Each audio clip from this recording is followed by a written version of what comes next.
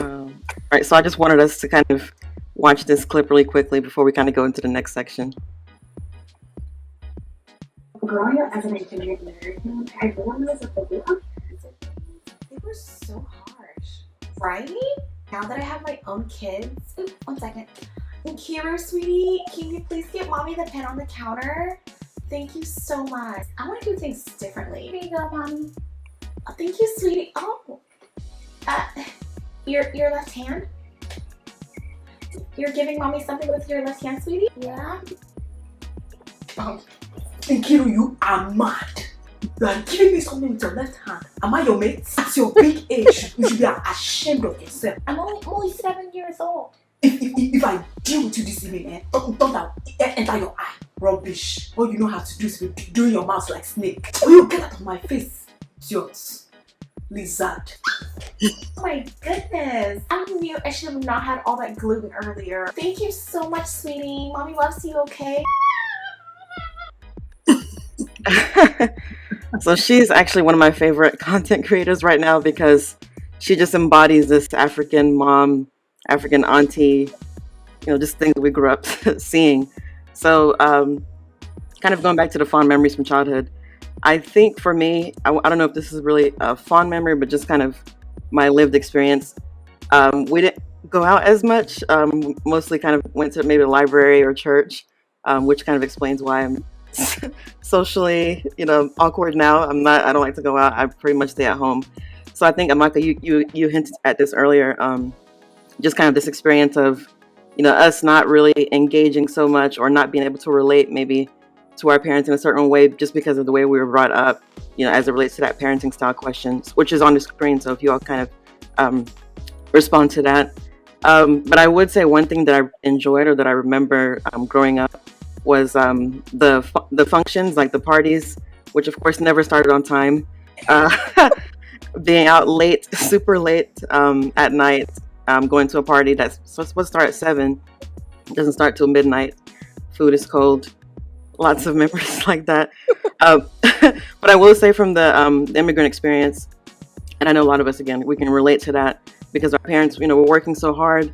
So I feel like maybe they didn't always have much time to spend with us in a way that was meaningful, as maybe intentionally spending time with us. So with this question, about the parenting style, I would love for you all to kind of tell me if this was your experience as well, and what are some things that you're doing differently with your kids. And Marlon, please feel free to chime in as well if you'd like. So for me, I feel like one of the biggest differences personally would be physical touch with parents particularly.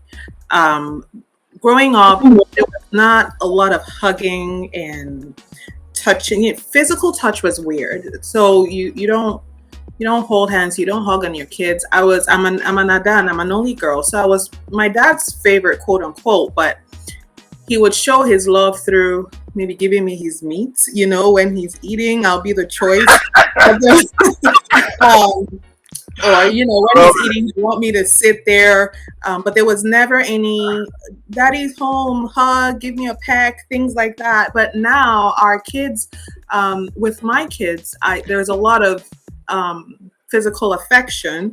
So I get to hug on them. They don't think it's weird to hug mommy or to get a peck from mommy. And my husband, he plays with them. I see all that. I had one friend whose dad used to do that. And we used to think, oh my God, this is so weird, because my dad, once he comes home, everyone disappears, and then this dad comes home and they run and they hug him. And it was so weird to me. So maybe there were a few people that had that experience. Maybe one of you did, but I definitely didn't. Growing up, physical touch was weird. Even with my mom, there was no all of that. They would show you love through providing, giving you directives and telling you, you're my dada, that kind of thing about it.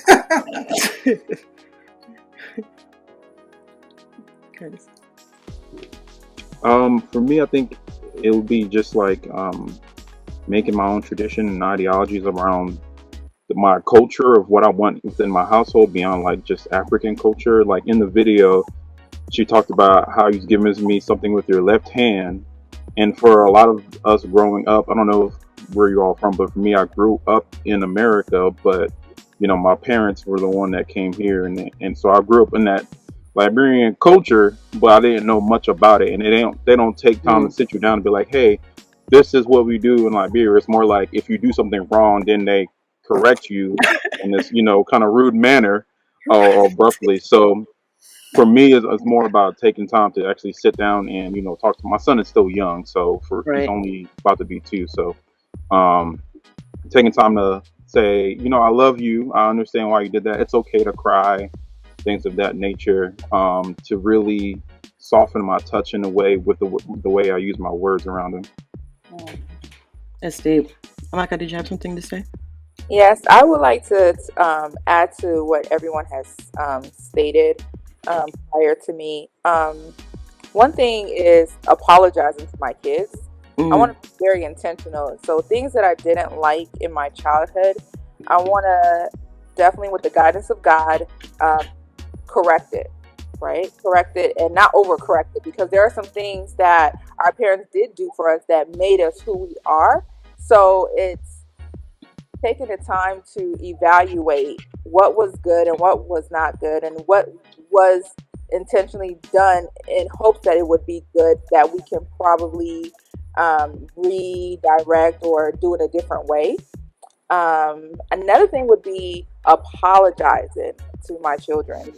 Uh, I think learning to apologize to children also teaches a child that their feelings matter and that they're validated, and that just because you're an adult, it doesn't give you the right to just violate them in whatever way, especially if you were wrong. Right. And I think when you set that precedence in your own home, then when they go out into the world, they know boundaries, they know respect, and they don't know and it's not respect as in like bowing down to someone, but knowing how to maintain self-respect so no one just takes advantage of that. Also, I wanted to point out that I want to allow my children to express their feelings, and of course, whenever they express it in a way that may not be the best, teaching them how to express it in a better way that would be received in the world. That's deep. Because so just to kind of refer back to the video, I wonder if you all kind of feel the same way, being that we, were brought up in our, cultural kind of social environments, as well as an American kind of upbringing as well. So you saw how like the mom, like she kind of had to like split between herself, like trying to be this intentional mom, and then when the daughter did something that was a little bit like, okay, like kind of brought back certain like, you can't do that. So how would you, or how do you like try to find, I guess, a balance? And I put it on the screen as well. How do you feel about like beatings and stuff like that? Of course, it's on extreme side, but like how have you kind of gone around that? If anyone cares to, if that's something that you want to talk about. I see my video first, so I guess I'll go. As I said, my son is still young, so I'm still trying to figure out our way around that. Me and my wife has discussed, I forgot what she called it, gentle parenting or something of that nature, and that was something I was against in the beginning, because I'm like, no, you need beatings in the beginning, well, not beatings, but punishments in the beginning, so you can adjust, and as he gets older, you can lean back, so because you know what's coming. Right. If he's disrespectful. But right now, we're just kind of working on how we can better use our words to correct his actions, and showing him actually more than just telling him as well. So if for right now, he's at the stage where he's throwing things down, and like his favorite thing to throw over is a trash can. So we stand there with him and help him pick it up and put the trash back in the trash can, things of that nature, instead of just automatically like punishing him in some kind of crude manner. So right. So far we have a few responses here as far as parenting style. I'm seeing apologizing, spoiling the child, disciplining, being a hugger, and I see that's enlarged. So a few people have responded to that. That's very good. Structure, that's very important. Caring, loving, and intentional. I would say I don't have kids yet, But just kind of with my experience, working with children, like when I was in the classroom, there's definitely a need to have balance. You don't want to have a hard hand all the time because, like Nina was saying earlier, you don't want the kids to see you and run away and think that, oh no, this monster is here. You want them to, want to come to you when they have issues, when they have concerns, and at the same time know that they need to respect mom, respect dad, and so it has to be a balance. So thank you all so much for your contributions.